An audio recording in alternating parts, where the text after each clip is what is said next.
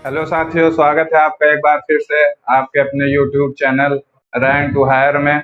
और तो जैसे आज आपकी एक नई क्लास हिंदी की स्टार्ट होने जा रही है। हिंदी के एक नई सीरीज हम स्टार्ट करने जा रहे हैं, जिसको बुलडोजर सीरीज के नाम से हम करेंगे। ठीक है। और हिंदी देखिए ऐसा सब्जेक्ट है जो आपके यूपी ट्रिपल एससी के लिए बहुत इंपॉर्टेंट सब्जेक्ट माना जाता है, क्योंकि उसमें हिंदी मस्ट है, हिंदी जरूर आती है। आपके यूपी कांस्टेबल हो गया, यूपी एसआई हो गया, और जिस में भी आपके एग्जाम में हिंदी आती है उसके लिए ये क्लास आपकी बहुत महत्वपूर्ण होने वाली है। ठीक है। तो देखिए, शुरुआत हम हिंदी की कहाँ से करेंगे। हिंदी भाषा का सबसे पहले हमें विकास पर पता होना चाहिए कि आखिर हिंदी आई कहाँ से। ठीक है। हिंदी आखिर उसका जन्म कैसे हुआ, कब हुआ, हजारों लाखों साल पहले जो है हिंदी का विकास कैसे हुआ, तो वही चीज आज हम देखेंगे। ठीक है। तो देखिए, सबसे पहले हिंदी भाषा का विकास में सबसे पहले देखिए भाषा क्या होती है ना भाई। भाषा क्या होती है, सबसे पहली चीज भाषा।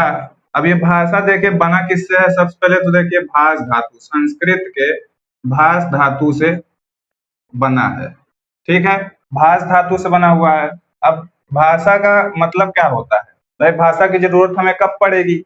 भाषा की जरूरत हमें देखिए, सबसे पहले लोग क्या करते थे, आदि मानव लोग जो हुआ करते थे वो इशारों से अपनी भाषा को अपनी बातों को एक दूसरे को समझाया करते थे, है ना। जैसे अगर किसी को पानी पीना है तो कैसे करेगा, ऐसे ऐसे करेगा ना। खाना खाना है तो ऐसे ऐसे पेट में अपने हाथ करेगा, तो हम समझ जाते हैं। जैसे छोटा सा बच्चा होता है ना, तो वो शुरुआत में क्या बोल नहीं पाता है। ठीक है। वो इशारों से माँ उसको समझ जाती है कि आखिर बच्चा क्या कहना चाहता है ना। तो आखिर हमें भाषा की जरूरत कब पड़ी, उसके बाद एक धीरे धीरे क्या हुआ, विकास हुआ। जब तो विकास हुआ तो हमें भाषा की जरूरत पड़ी कि अपने जो आचार विचार, जो अपने भाव थे, अपने विचार थे, उसको प्रकट करने के लिए हमें भाषा की जरूरत पड़ी। तो यानी भाषा की परिभाषा क्या होगी, भावों व आचार विचारों को आदान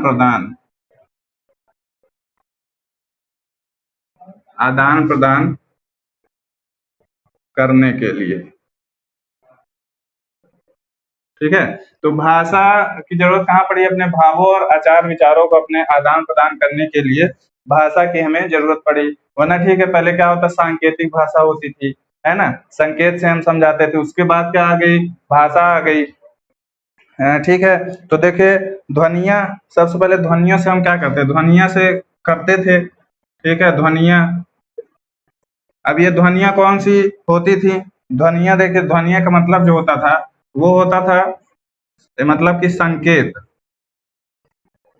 ठीक है। संकेत यानी सबसे छोटी ध्वनि, भाषा की सबसे छोटी ध्वनि क्या होती है, वर्ड, जिसको हम क्या बोलते हैं, अक्षर बोलते हैं, है ना। भाषा की सबसे छोटी इकाई क्या होती है, ध्वनि होती है। ठीक है। भाषा की सबसे छोटी इकाई जो होती है बोलने के आधार पर, वो क्या होती है, ध्वनि होती है।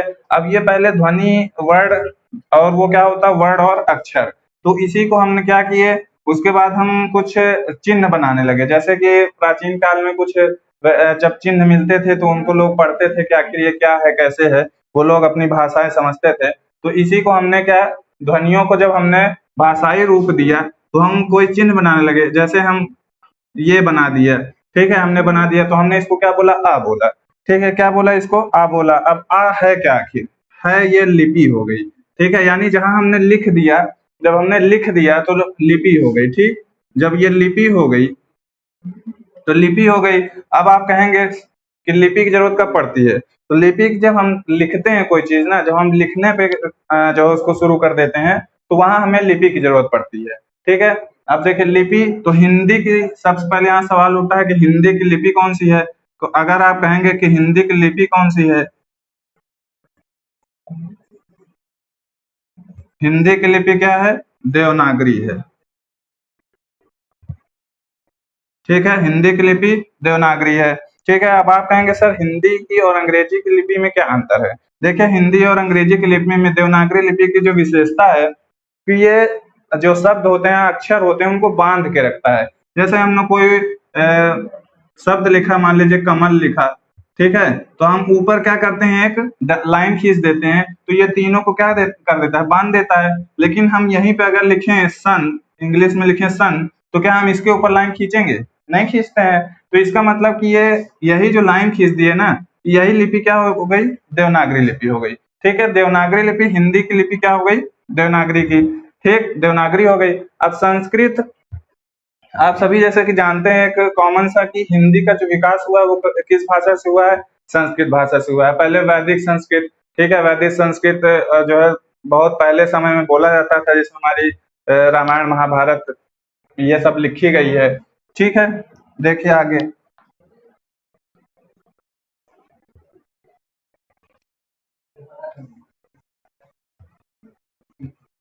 देखिए आगे आप इतना आप समझ गए। अब इसके आगे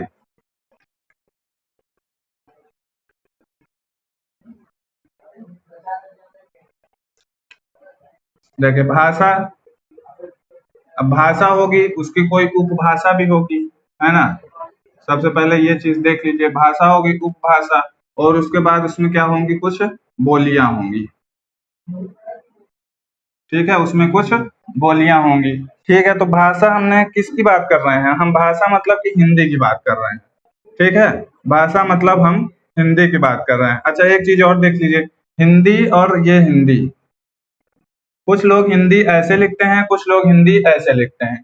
ठीक है, तो अगर आप ऐसे लिख रहे हैं या ऐसे जैसे भी लिख रहे हैं, दोनों सही है। ठीक है, आप किसी भी तरीके से लिख सकते हैं, ये भी सही है, ये भी सही है। ठीक है, तो देखिए भाषा हिंदी है और हिंदी की कितनी उपभाषाएं हैं? 5। ठीक है, हिंदी की कितनी उपभाषाएं हैं? 5 उपभाषाएं। और इन 5 उपभाषाओं से कितनी बोलियां हैं? 17। ठीक है, तो अब 18 भी हो गई है। ठीक है, अब जो है हम 18 बोलते हैं। 18 एक 18 नेपाली भाषा जो हो गई है वो बढ़ गई। ठीक है, तो 17 या 18 उपभाषाएं की जो बोलियां हैं, ठीक है, 5 उपभाषाएं हैं। इन 5 उपभाषाओं में 17 या 18 क्या होंगी? बोलियां। देखिए वैसे तो बोलियां कितनी है? भारत में लगभग 650 बोलियां बोली जाती हैं। ठीक है, भारत में लगभग 650 बोलियां बोली जाती हैं। ठीक है, कौन कौन से अभी होती हैं उनमें से हम आपको कुछ मेन मेन जो बोलियां होंगी वो हम आपको बताएंगे। ठीक है, अच्छा, भारत में तो आपने बता दिया सर कि 650 बोलियां होती हैं। अगर मैं कहूं कि विश्व में कितनी बोलियां होती हैं, अगर हम विश्व की बात करें, ठीक है, अगर हम विश्व की बात करें तो विश्व में लगभग 3000 बोलियां बोली जाती हैं। विश्व में लगभग 3000 बोलियां बोली जाती हैं। ठीक है, और भाषा परिवार होते हैं इसमें, मतलब ये बोलियां जो है कुछ अलग अलग श्रेणियों में बटा है, जिसे हम भाषा परिवार कहते हैं। तो विश्व में 12 भाषा परिवार है। भाषा लगभग 12 भाषा परिवार हैं। ठीक है, और भारत में अगर बात करें सर, भारत में कितनी होती हैं? तो भारत में जो मेन मेन होती हैं वो 6 भाषा परिवार होती है। 6 भाषा परिवार होते हैं। कितनी होती है बच्चे?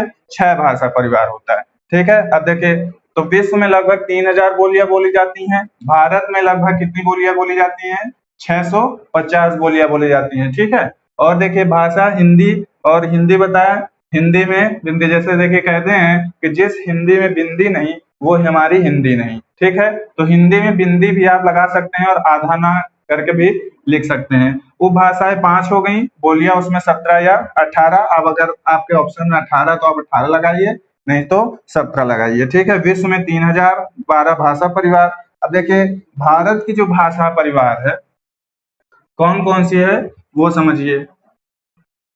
जो भारत में हमारी भाषा परिवार,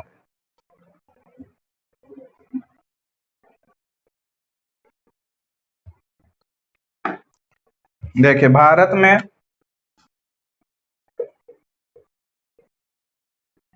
में लगभग कितनी, मतलब जो मेन मेन होती हैं वो 6 भाषा परिवार, 6 भाषा, 6 भाषा परिवार है। कौन कौन सी बच्चे? कौन कौन सी है? देखिए पहला है, क्या है? भारोपीय। ठीक है, भारोपीय, भारोपीय भाषा परिवार, भारोपीय भाषा परिवार। दूसरा देखिए, दूसरा है द्रविड़।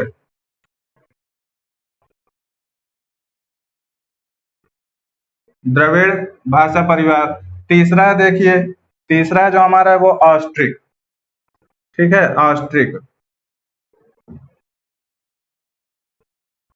ऑस्ट्रिक भाषा परिवार। और जो चौथा है वो क्या है, चीनी तिब्बती।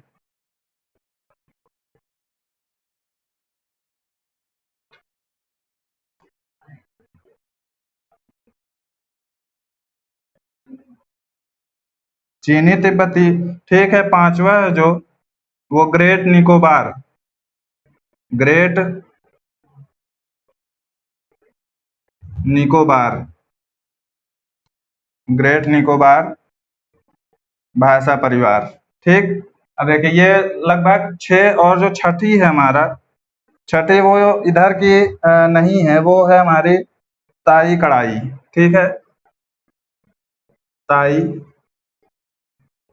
कड़ाई भाषा परिवार, ठीक है। अब देखिए, तो भारोपीय जो भाषा परिवार है वो लगभग 73% बोली जाती है, ठीक है। भारोपीय जो भाषा परिवार है वो लगभग कितना, 73, ठीक है, 73% बोली जाती है लगभग 9 प्रदेशों में, ठीक है, 9 प्रदेशों में भारोपीय भाषा बोली जाती है। उसके बाद सबसे ज्यादा परसेंटेज किसका है, उसके बाद सबसे ज्यादा है द्रविड़ का, ठीक है, लगभग 25%, लगभग कितना, 25%। उसके बाद ऑस्ट्रिक आती है लगभग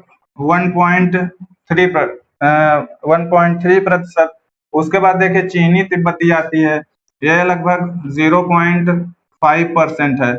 और उसके बाद आपका ये ग्रेट निकोबार आता है 0.1 मान लीजिए, और इसको भी 0.1, ठीक है। आपका ये यहाँ तक ज्यादा मेन है, ठीक है।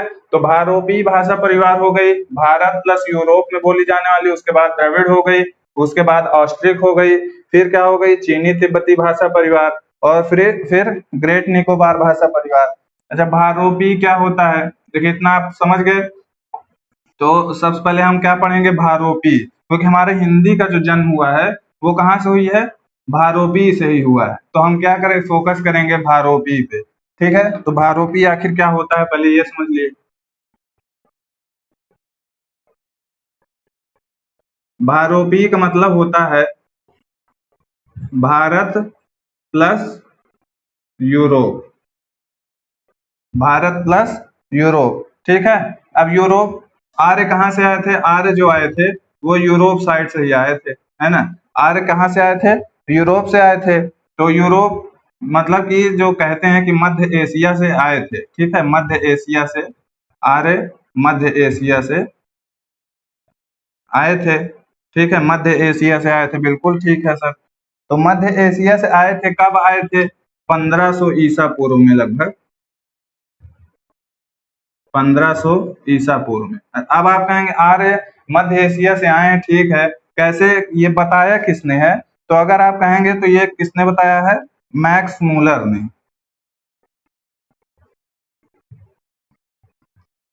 तो मैक्स मूलर ने अपनी पुस्तक में बताया है कि आर्य जो कहाँ से आए थे, मध्य एशिया, और मध्य एशिया मतलब कि वो यूरोप साइड से आए थे। तो इन्हें ने किया था भारतीय आर्य भाषा, इन्होंने ही भारतीय आर्य भाषा का, भारतीय आर्य भाषा जो है इसकी क्या किए थे ये लोग, जननी है, यहीं से हमारी हिंदी का जन्म हुआ था, ठीक है। तो अब देखिए, भारतीय आर्य भाषा, तो यानी भारतीय आर्य भाषा ये लोग लेके आए, वहां से फिर हमारी हिंदी का धीरे धीरे करके। अब देखिए भाषा एक ऐसी चीज है जो बदलती रहती है, आज भी हिंदी का स्वरूप बदलता जा रहा है। पहले संस्कृत था, संस्कृत के देखिए हिंदी आया, हिंदी से भी आज खड़ी बोली, ये सब दुनिया भर का क्या हो गया है, अब सब क्या हो गया है कि चेंज होता है, वो अपनी जो रूप होती है वो चेंज करता रहता है, ठीक है। तो भारोपी भाषा परिवार आपने पढ़ लिया, द्रविड़, ऑस्ट्रिक, चीनी तिब्बती, ग्रेट निकोबार और ताई कड़ाई, ठीक। तो देखिए अब इसके आगे,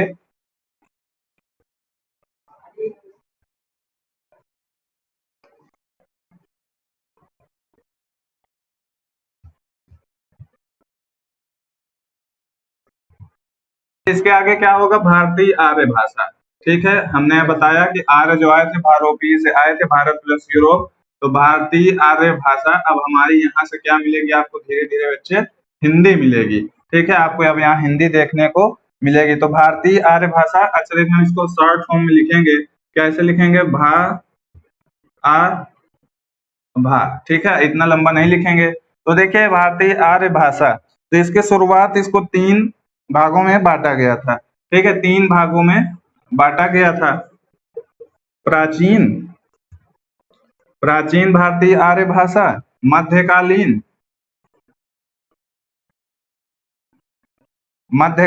और आधुनिक आर्य भाषा, ठीक है। तो देखिए अब यहाँ से अब आपको धीरे धीरे पढ़ना है। प्राचीन आर्य भाषा, भारतीय आर्य भाषा आप पढ़ेंगे।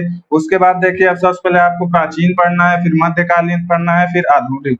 तो प्राचीन से लेकर आपके कहाँ जाएगी, आधुनिक में मिलेगी, ठीक है।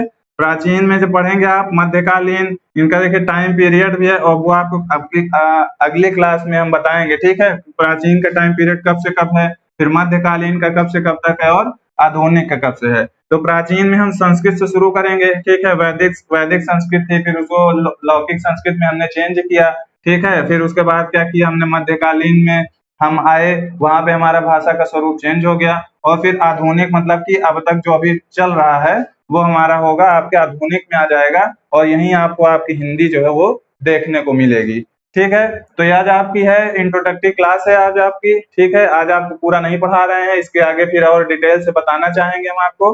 तो आज आपकी एक सीरीज एक जो शुरू हुई है, बुलडोजर सीरीज, ठीक है, हिंदी की। आपके सभी यूपी ट्रिपल एस समझ लेखपाल चल रहा है ना, वीडियो भी आने वाला है, और जूनियर असिस्टेंट वगैरह यूपी पुलिस का है, ठीक है। तो इन सब में जितने भी एग्जाम में आपकी हिंदी आती है उन सभी एग्जामों के लिए आपके इफेक्टिव क्लास है, ठीक है। तो आप इसके आगे आपको अगले लेक्चर में हम पढ़ाएंगे। आज आपकी ये शुरुआत हुई है हिंदी की, तो इसके आगे हम फिर अगले क्लास में देखेंगे। तब तक के लिए आप चैनल को सब्सक्राइब कीजिए, वीडियो को लाइक कीजिए, ठीक है। जय हिंद।